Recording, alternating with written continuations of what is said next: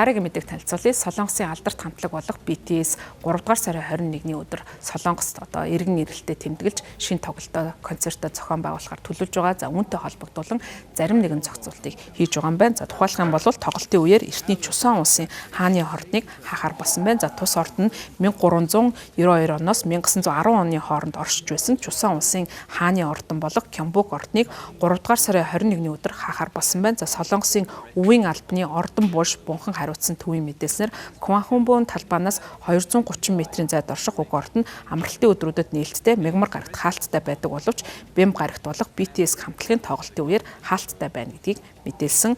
3 дугаар сарын 20-нд BTS хамтлаг 3 жил 9 сарын дараа завсарлага авсныхаа дараа Arena нэртэй 5 дахь бие даасан цомгоо гаргана. Дараагийн оройн тус хамтлаг Кванхумбун талбайд амьд тоглолт хийж тоглолтыг Netflix-ээр дэлхийд даяар нийтдээ 190 орчим оронд шууд дамжуулахаар төлөвлөж байгаа юм байна. Цагдаагийнхны тооцож байгаагаар уг тоглолт болох газрыг зорж ирэхээр нийтдээ 260 мянга гаруй хүн цугларч магадгүй гэдгийг мэдэгдсэн. За Кванхумбын талбай ойролцоод бол хэд хэдэн барилга байгууламж үйл ажиллагааг хаахаар шийдсэн буюу энэ талаар хэлэлцэж байгаа юм байна. Солонгосын орчин үеийн түүхийн музей 3 дугаар сарын 21-ний өдөр хаах болоод Сэжон урлагийн төвөнд мюзикл, жүжиг, балет зэрэг хэд хэдэн тоглолт болов цуцлах юм уу эсвэл хуваарийг нь өөрчлөхөөр төлөвлөсөн байгаа юм байна. За Солонгосын үндэсний мөрдсөн ордон мөн тухайн өдөр хаах хэсгээ хэлэлцэж байна.